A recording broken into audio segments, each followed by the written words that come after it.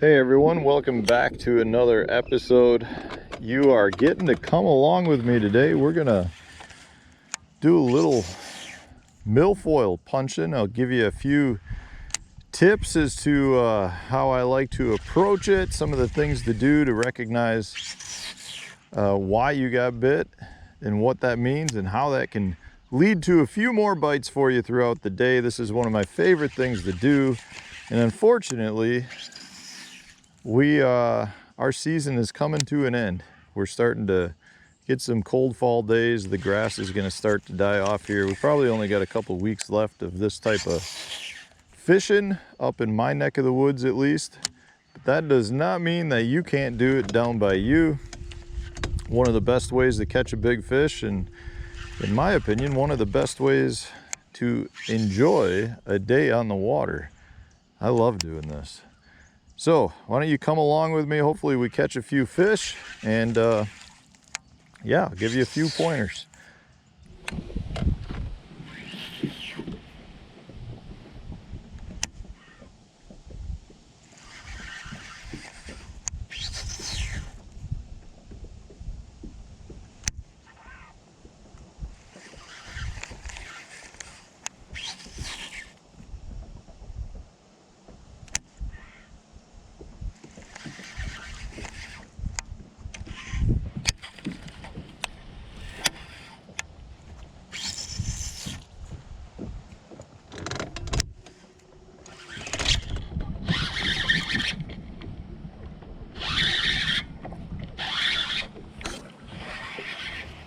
Nice bass.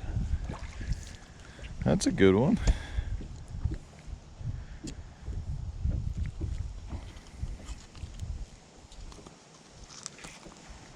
Three-pounder.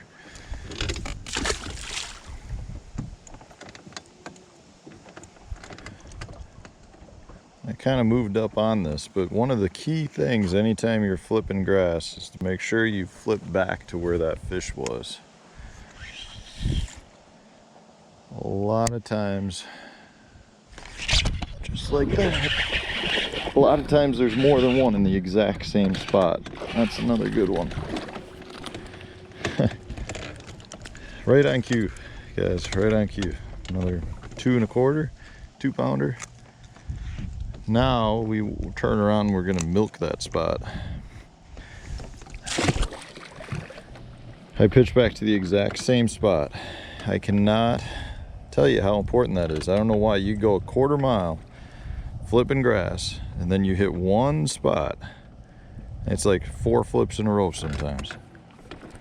It can be pretty ridiculous. It's it just, you know, they'll condense into one little area.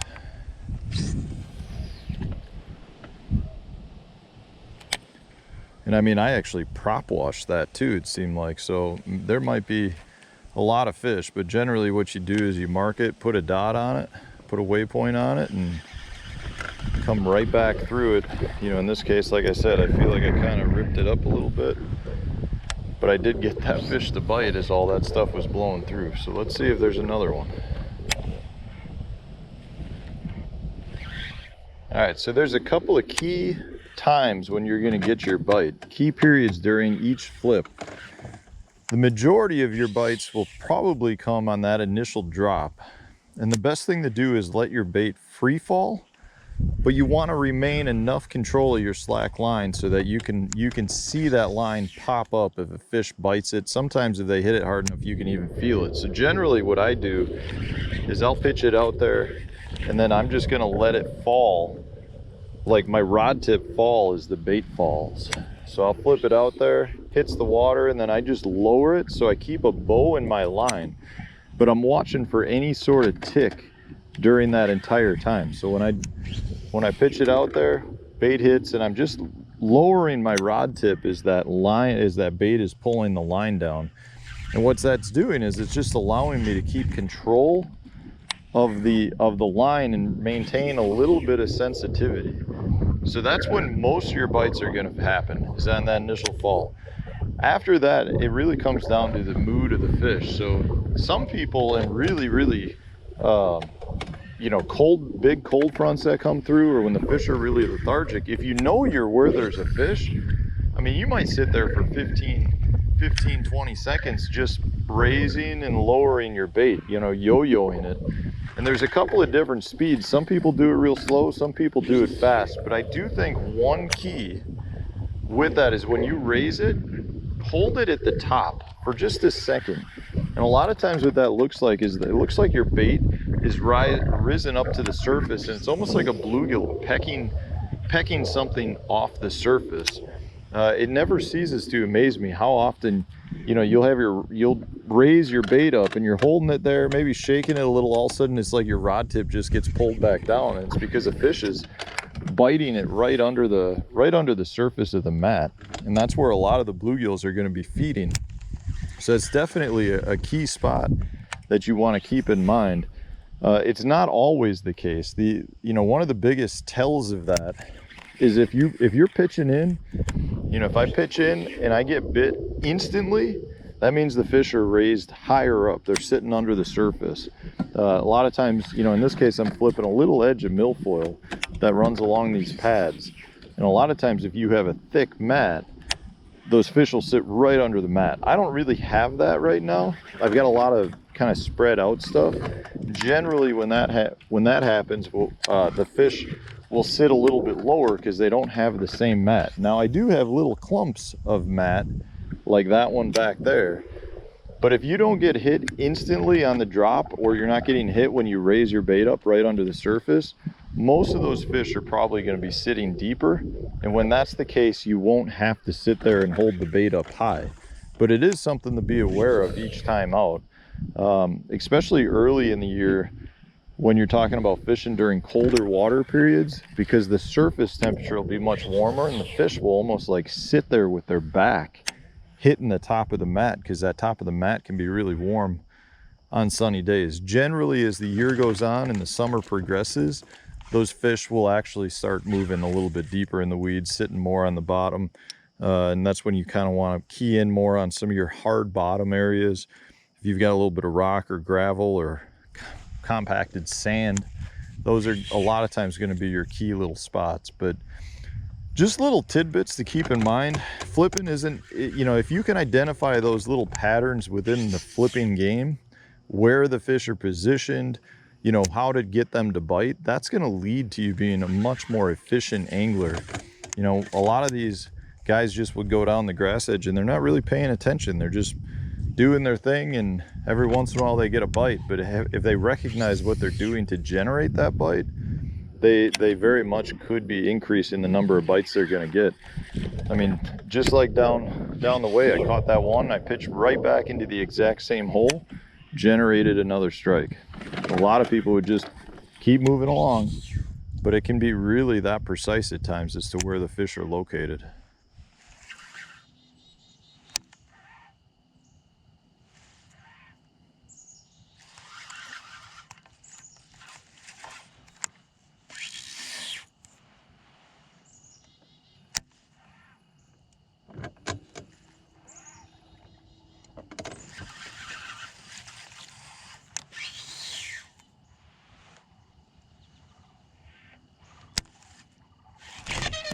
Oh, that's a good one.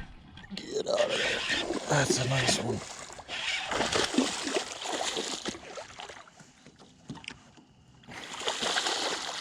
Oh, that's a chunky fish right there, guys.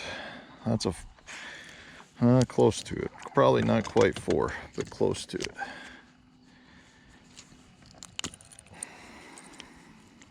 That's why you flip. You get good ones like that.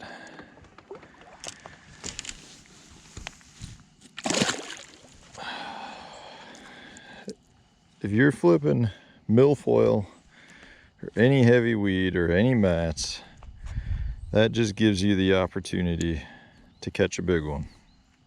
A lot of times I'll tell you that you should use the equipment that really makes you feel the most confident, makes you feel the most comfortable. A lot of techniques you can get away with, a lot of different types of rods, a lot of different reel speeds, a lot of different types of line. But anytime you're punching, whether it's milfoil or, you know, pads or hyacinth mats or, eelgrass mats, whatever, like floating debris that forms a canopy out there, it really is a pretty critical thing to have the right equipment. And by right equipment, what I'm saying is, generally speaking, something that's got a little faster gear ratio, you know, something in that 7 or higher. You get too high, you know, and it becomes maybe a little bit more of a workout for you, but it can be, some people really like the really high gears, like the 10s and stuff like that. I don't think it's necessary to do that, but you can. I do it at times. I do like it at times because it makes me much more efficient in terms of getting my line in and out, which is one of the reasons why I like at least a 7 or higher. But from a rod standpoint, you probably do want something in the heavy lineup. Like I'm throwing a 7.9. This is a MHX 936, so it's a 6-power 7.9 rod. It's a, you know, a heavy flipping stick, but it's got a soft tip. So you want something that's got a little bit more of a parabolic bend on it, so you're not ripping the bait out of the fish's mouth. A lot of times you're talking pretty close quarters in terms of, you know, how far you are away from the fish. And the biggest aspect here is probably more the fact that you're going to want to be using some braided line. The braided line just will cut through the grass better. There's no stretch, so you're able to get them out of the cover.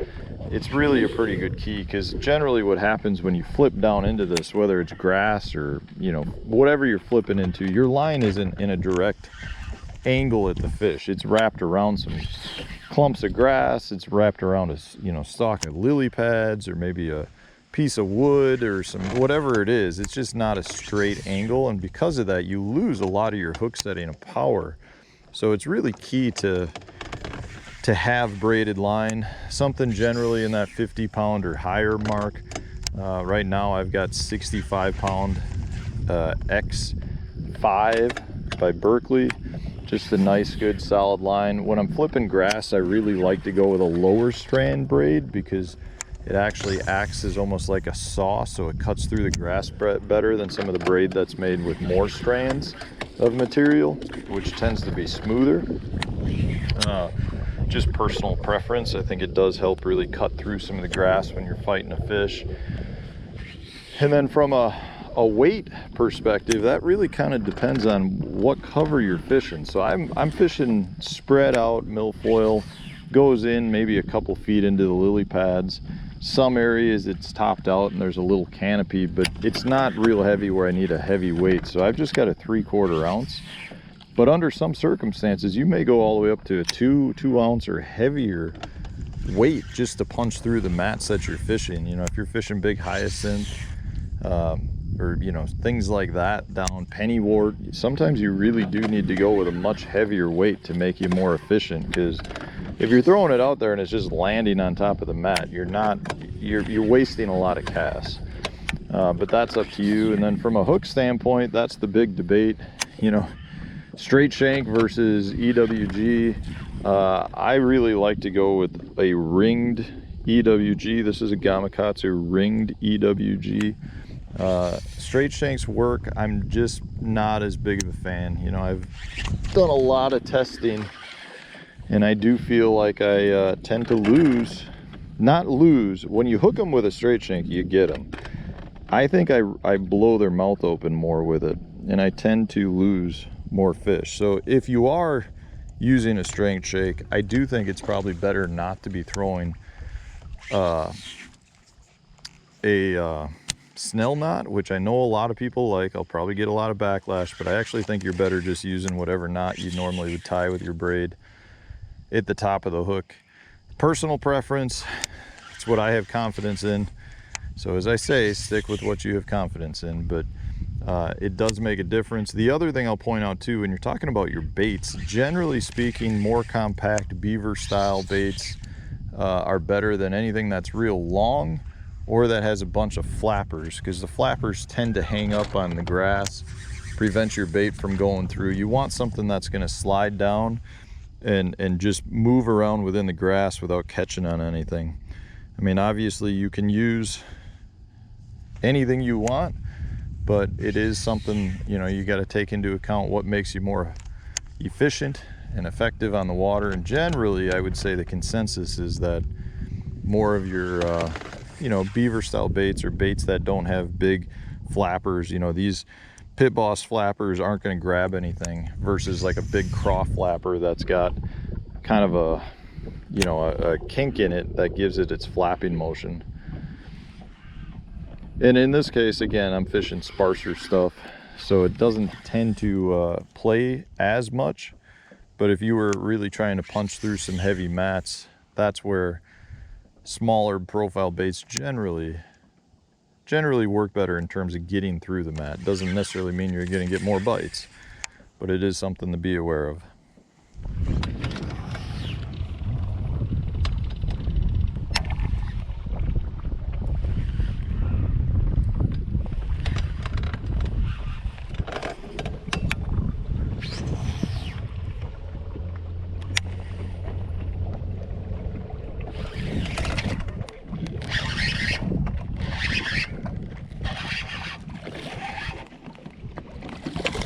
Nice one.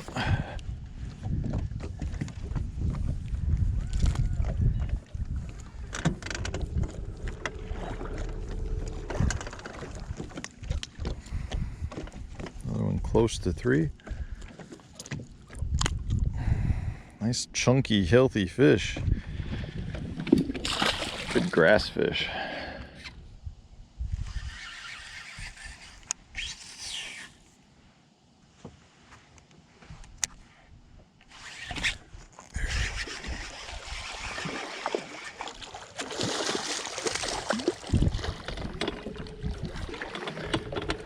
Still got my legs, buddy. Same spot as the last one.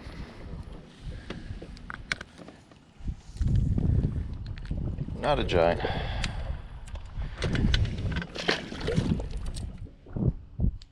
Another question that I get asked all the time when flipping heavier grass or mats is, you know, how far apart should the flips be? Should they be every 2 feet?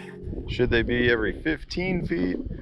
And the reality is it kind of depends, at least for me, as to what I'm looking to do. If I'm practicing, looking to cover a lot of water, I definitely will spread out my flips a lot more than I would if I were in a tournament and if I was in an area that I felt like had fish. If I'm in an area that has fish, I'll be peppering a grass mat, you know, making casts every couple feet apart, to the point where even at times, if I feel like it's the sweet spot, I'll make the same cast to the exact same spot I just went through.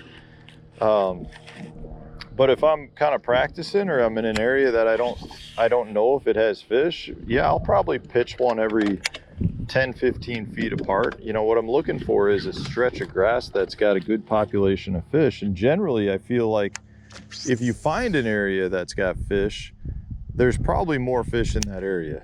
You don't normally find like one big giant grass mat that's only got one tiny little spot of fish in it. Generally, you'll find that, you know, they might be grouped up in that grass mat, but there's going to be a bunch of areas within that sweet spot. Like there'll be a good number of fish that are using that area. It's not like they're all just going to be in one tiny little spot. So from a practice standpoint, or if I'm fishing new water, I'll put the trolling motor on, kind of just keep my foot on the gas, you know, not on high, but on a slow speed where it picks up the rate that I'm fishing. And you know, at the same time with that, I get a lot of questions as to how far should you be from the cover.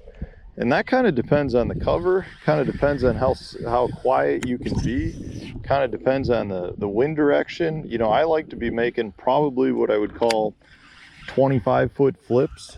You know, I don't want to be so far where I'm going to lose some of my efficiency, but you know, roughly that 25-foot range I feel like is a pretty good sweet spot. You know, you can definitely catch fish just flipping right next to the boat like that, but the further the better in terms of getting bites. But the one thing is, the further you do get, if you want to flip one way out there, you really start to lose some of your ability to get the bait to fall right. You know, like I said, I want that controlled line, like I mentioned earlier. If it's way out there, I can't really control it the same way. So definitely there's times where I will make a long pitch, but generally speaking, if I can work my way to get a pitch at that same cover that's in a more comfortable length, I will just hold off on making those super long pitches.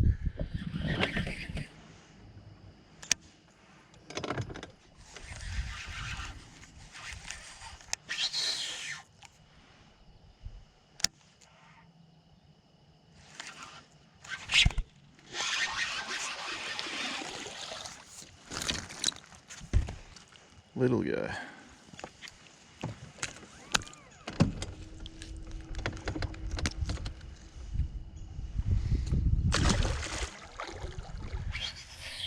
All right, everyone, thanks for watching. Hopefully you enjoyed today's episode. This is one of my favorite ways to fish, but I just checked the radar and we do in fact have a storm coming, so I'm gonna bail out of here. If you enjoyed today's video, hit the like button, subscribe to the channel if you haven't done so already. Stay tuned, new video coming out tomorrow.